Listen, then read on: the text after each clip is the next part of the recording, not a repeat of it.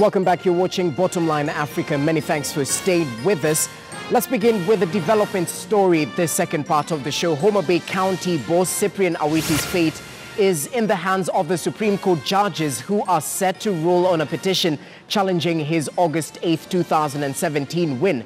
The petition was filed by the former Kasipul Member of Parliament, Oyugi Magwanga, who vied for the governorship post in the 2017 general election on an independent ticket. Now, he took the matter to the Supreme Court after the Court of Appeal in Kisumu upheld a High Court decision that nullified his win. As you can see, live proceedings right there from the Supreme Court, where Awiti's election challenging has actually originated all the way back from the High Court and headed to the Appellate Court, where both rulings nullified the victory in the August 8, 2017 race. 3 judges at the Court of Appeal upheld an earlier decision by the High Court Judge Joseph Karanja. Justices Fatuma Sichale, Otieno Odek and Philip Waki cited poll malpractices in the ruling issued on July 19, 2018. The Supreme Court is set to make that ruling in a few, and we'll definitely keep you updated as we are still monitoring the developments. Let's just cross over live to the Supreme Court and listen in. Third and fourth response prayer, that they are the ones to be declared as governor and deputy governor respectively for Homa Bay County on the basis of the general elections of the 8th of August 2017. After considering the foregoing questions, the appellate court chose to uphold the trial court's decision on most of the issues. The court held inter alia that the trial court properly considered the qualitative aspect of the conduct of election to determine.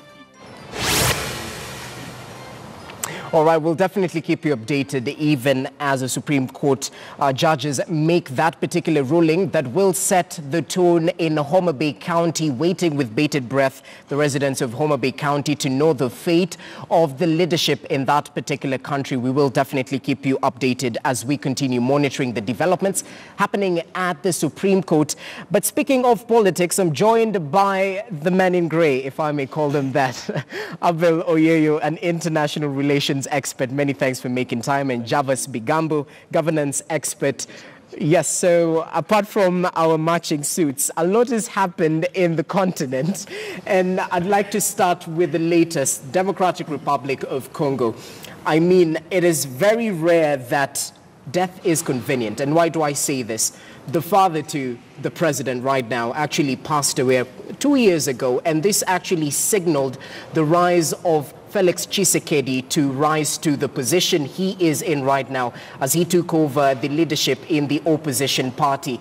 A fairy tale of some sorts, many might argue. Is he ready to actually steer the Democratic Republic of Congo out of the economic challenges they may be facing, corruption, you name it, and actually steer it ahead to regain its true economic strength?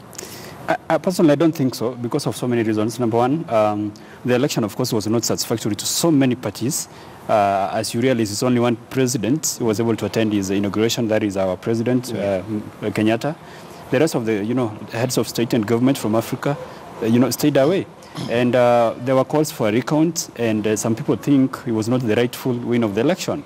So I expect to see some kind of distance.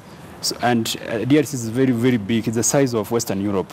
And it has so many challenges, of course. We're talking about a population of 81 million. We're talking about poverty. We're talking about so much in terms of resources, mismanaged and all that. So it needs support, not just from Africa, but also beyond. And that is what could have happened if the election could have been satisfactory. That is free and fair. Unfortunately, it was not like that, unless, of course, the AU and other partners decided to look aside and say, it's okay, he's been elected, let's support him. So far, I've not seen that. Okay. Yeah. Let me pick your mind. Shuttle diplomacy. Is this the case that happened with, the East African community sort of throwing their support behind President Felix Tshisekedi, because we had President Uhuru Kenyatta and, of course, the AU Special Representative Raila Odinga attending the swearing-in ceremony. But just as he's mentioned, no other presidents were actually in attendance in that particular swearing-in ceremony. Thank you so much. I'll start by the question you asked first. Yes. And we know at times it's the nature of the gods to curse you in the morning and bless you in the evening. And by the death of his father, perhaps it threw blessings upon his way. Much as these blessings may leave some bad taste in his mouth at the end of it all. It started with the election, an election that was anything but credible, given how it was contested and the manner in which even the distinguished African body, the African Union, poured cold water on the election itself. But the Supreme Court seemed to substantiate his win. Well, while that is okay, but you see, the courts do not lend you political legitimacy. The legitimacy from the courts is not the popular legitimacy from the people, which actually is supposed to be accorded to you if you are the leader of a nation. And that is why he is going to struggle with this. Actually, his presidency is going to be a fairly bumpy ride. Remember, too, that other critical African leaders, whether it's the African Union itself, whether it's President Museveni, whether it's President Kagame and many others, even down south, they have not been excited about the election in the DRC. Yes. And that is why he needs to have a tactical approach in how he governs moving forward, given the authority granted to him by the Supreme Court. One, healing that nation is not going to be easy. And then the collegiality or the camaraderie that seems to be there between him and former President Kabila is something that's also raising major eyebrows. Now look at former Prime Minister Raila Odinga, who's got a distinguished continental post, who has embraced President Tshisekedi. What does that mean? And if a continent now is pulling in different directions about the manner in which the election was conducted and the issue of even whoever emerged as victorious, critical questions now emerge. One, the manner in which we conduct elections in Africa, the appreciation or our own definition, practical definition or operational definition of democracy. Is it a question of the majority not having their say and even only the minority having their way, even when the majority are chagrined by how some power wielders are having their way? And look at the DRC, a country with immense resources. In fact, it's the envy of the world. If any other nation would have such kind of wealth that the DRC has, DRC actually, even on this continent itself, should have been a superpower. But it's not. All right. So the questions of governance, management, the questions of the rule of law, all these things are going to be very critical. Now he's come to Kenya. It's a good thing. They're one of the country that embraced his leadership, thanks to our president. But now, has he even articulated where he stands on issues of governance in his country? There's the question of now international relations. Has he even spoken critically about how he intends to reach out, to stretch his arm across the continent and work with other countries which actually have not even embraced him yet? Well, that's very important. And true to what we're saying, I don't mean that we are prophets of doom, but something is still happening in the Democratic Republic of Congo, even with a peaceful transition of power. Right now, as we speak, there's labor unrest in the public sector, which has exploded as unions and stoppages have hit transport, a key port, television, insurance, and fire service, which were continuing on Wednesday. This is basically to show that labor unrest in that particular country is rife, and they have seen the opportunity that Joseph Kabila is now out of power. Now we have an individual who has been democratically elected and a peaceful transition. So many people will be looking up to Felix Tshisekedi. Now with this starting in the backdrop of his, his big win, how should he steer the country, irrespective of whether his win was legitimate or not? That is a nice question. I don't want us to condemn the presidency before it even takes off, because, again, Kabila played a very smart game, which has not been unraveled. Political analysts and researchers have not got to know what he did. I think what he did is to pretend to be supporting some other candidate, but his genuine support was with this guy here, and he's gotten what he wanted. And so it's continuity, which is disguised as change. Of course, it's not.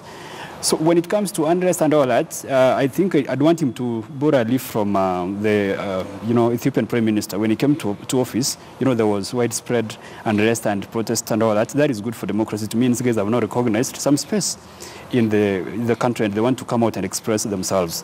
So it's upon him to actually allow them to come out and share their issues or ideas, and then he comes up with tribunals, committees, and mechanisms to address those issues so as to set the country on a path to recovery, because that is what the country needs at the moment. So the unrest is not such a bad thing. Okay. Yeah, it's not a bad thing. So the manner in which it handles it determines where it heads. It can go south or go north. All right. So it rests with him. And then something else. I think Kabila needs to be, and I think is going to be part of the process in the transformation to, leadership from where it was, to the new guy, Tshisekedi. And his move to Kenya is not a bad thing. Obviously, when you look at him, it's like he was trying to return, the favor. Kenyatta attended, and it's now the first president he's paid a visit. But you see now, there is a role Kenyatta has, given himself, so to say, of, championing Pan-Africanism, trying to bring the continent together, becoming a voice. So I think the calculation is he reaches out to Kenyatta and then Kenyatta markets him. Kenyatta is a nice salesman to the rest of the continent. Yes. So that is a nice move. Actually, he can salvage the presidency and become the healing man DRC needs so much. All right, let's talk about bilateral relations between the DRC and various countries. We all know he was in Angola. He's also set to visit other countries apart from Kenya. But Kenya does stand very strategically in terms of our Mombasa port. And we well know that various goods that make their way to the DRC are actually, they come into the continent via the Mombasa port, which is very important. But in terms of other countries actually substantiating this individual's win, number one, how does DRC stand with not just the, Belgium and the likes, but African countries as well? And you can also perhaps give us a little bit of insight on President Uhuru Kenyatta and the Pan-African leader he's actually panning out to be in terms of supporting countries in turmoil, DRC, Zimbabwe as well. As to the question of Pan-Africanism, I would say that spirit itself is on the deathbed. There's been an effort on the part of President Kenyatta to resuscitate that spirit of Pan-Africanism. But to what extent are we seeing any spirit that can be tapped into that which, for example, Kwame Nkrumah had, or even Mwalimu Julius Nyerere, or even Patrice Emery Lumumba of Congo in his times? We're not seeing that genuine effort in terms of standing up and speaking for Africa and the liberation of Africa, because when at times people misuse the term Pan-Africanism, when you look at even how it originated, it was birthed out of a thirst to see how a continent can be liberated, people being fully and truly liberated, where power is sought for the benefit of resource distribution for the people, benefit of the people, and not aggrandizement or the benefit of the political elites. It's about a people being truly in control of their own resources and their own nations. That is not what we are seeing today.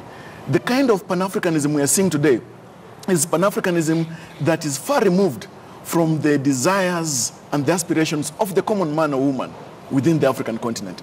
And so, while it's a good thing, I desire to find ourselves tethered to that antiquated Pan-African spirit. But our leaders of today are letting us properly down. Back to the DRC.